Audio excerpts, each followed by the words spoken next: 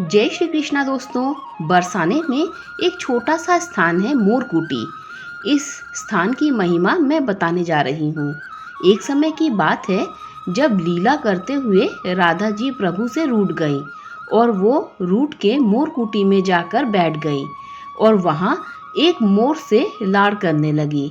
जब हमारे ठाकुर जी उन्हें मनाने के लिए मोरकुटी पर पधारे तो देखा कि राधे जी हमसे तो रूठ गई और उस मोर से प्यार कर रही हैं। ठाकुर जी को उस मोर से ईर्ष्या होने लगी। वो राधा रानी को मनाने लगे तो किशोरी जी ने ये शर्त रख दी कि हे बांके बिहारी, मेरी नाराजगी तब दूर होगी जब तुम इस मोर को नृत्य प्रतियोगिता में हरा कर दिखाओगे। ठाकुर जी इस बात पर राजी हो गए क्योंकि उस नंद के छोरे को तो नाचने का बहाना चाहिए और जब राधा रानी के सामने नाचने की बात हो तो पीछे कौन हटे। प्रतियोगिता प्रारंभ हुई।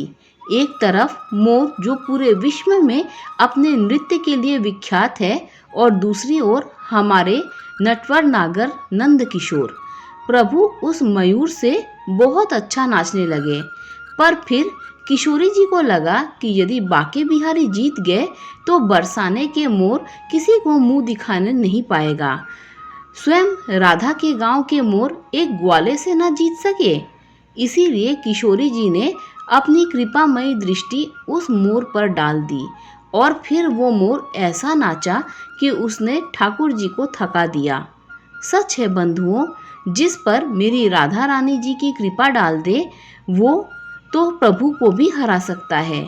जिसने राधा रानी को प्यार को जीत लिया, समझो उसने कृष्ण जी को भी जीत लिया, क्योंकि ठाकुर जी तो हमारी किशोरी जी के चरणों के सेवक हैं। यदि हम अपनी जिह्वा से राधा नाम गाते हैं तो इसमें हमारा कोई पुरुषार्थ नहीं है। वो तो उनकी कृपा है जो हमारे मुख पर उनका नाम आया। और बंधुओं, पूरा राधा कहने की भी आवश्यकता नहीं है।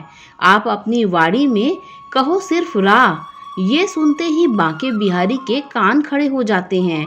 और जब आप आगे बोलते हो धा, मतलब आप बोलते हो राधा, तो बांके बिहारी के कान नहीं, सिर्फ वो बांके बिहारी ही खड़े हो जाते हैं उस भक्त के साथ चलने के लिए।